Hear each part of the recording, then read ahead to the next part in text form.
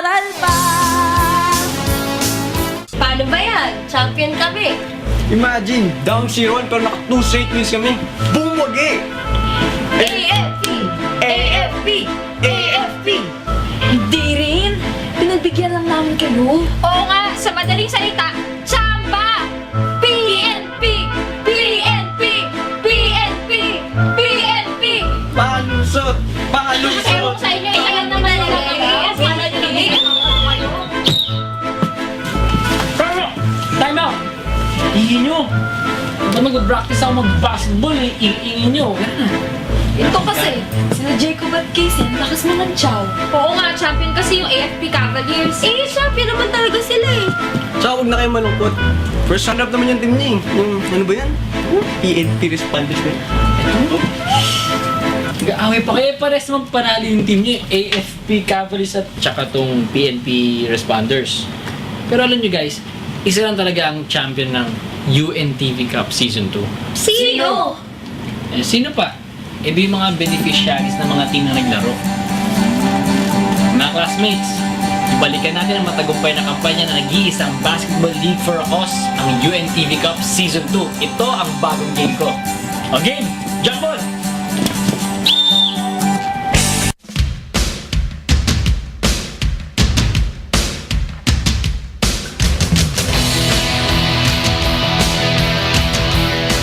Basketball.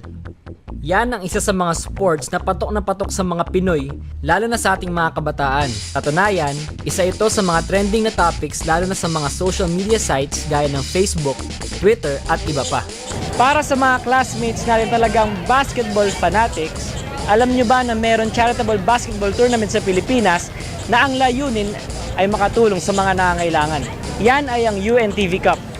Sa pangunguna ni Mr. Public Service Kuya Daniel Razon, ay nabuo ang konsepto ng isang basketball game for a cause sa pakikipagtulungan ng iba't ibang ahensya ng gobyerno at ilang celebrity players na nagsisilbing manlalaro sa nasabing game.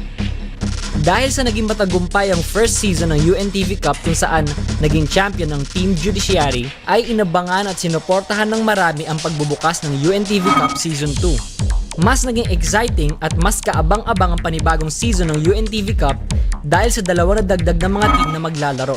Ang Malacanang at ang Senate team. UNTV Cup. It's a very successful tournament.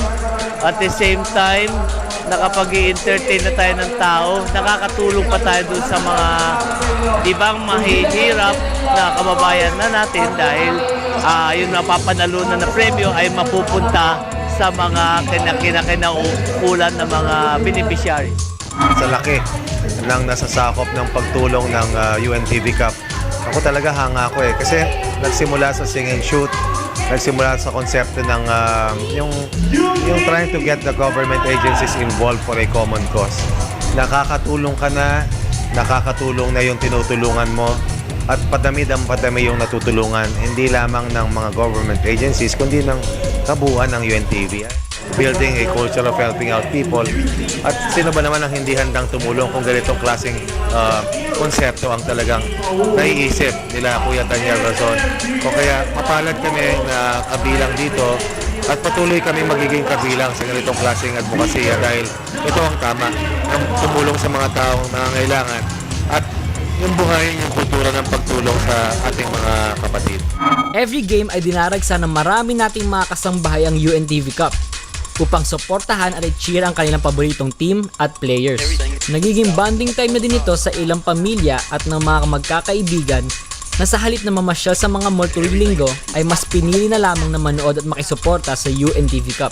At ito pa mga classmates, dahil bukod sa panonood ng basketball games ay naroon din ang UNTV Public Service Booth kung saan pwede kumonsulta ng libre at humingi ng tulong sa iba't ibang ahensya ng gobyerno. O diba? Nag-enjoy ka na, natulungan ka pa.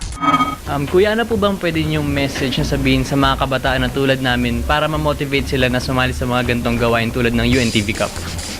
Well, ang motivation naman natin palagi, yung sinasabi natin na ang paggawa ng mabuti, hindi magbubunga ng masama.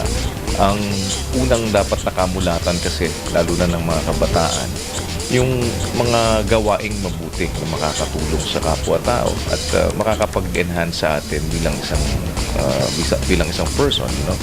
Dahil kaya nga sinasabi din sa Bible yun, naturuan mo yung bata sa daan na dapat niyang lakaran para pag tumanda na siya, hindi niya hihiwalayan. Kaya ang laging motivation na pinakamaganda sa isang tao ay yung pagnanasa mo na gumawa ka ng mabuti at doon ka lumakad sa landas na yon na kung ano yung tama, kung ano yung katwiran, doon ka lalakad. So, ang lahat kasi ng public service na ginagawa natin, that includes the UNTV Cup, is motivated by the fact na gusto natin makatulong sa kapwa-tao natin. So, parang kung magka-conceptualize ka ng kahit na anumang bagay, sundan lang natin yung gusto ng Diyos na magawa natin, na maging kasangkapan tayo sa mabuting bagay. So, magpagamit tayo sa mabuting bagay. So, kung gagamitin man natin yung sarili natin, yung oras natin, panahon natin, resources natin, let's do it for the good of others. Dahil sa ganitong advokasya ni Kuya Daniel, nalaman natin na ang basketball ay hindi lang basta sport. Pwede din tayo makatulong sa ating kapwa at makapagbigay serbisyo. Kaya mga classmates, suportahan natin ang UNTV Cup at susunod pang mga seasons nito. Dahil ang UNTV Cup, ito ang bagong game ko.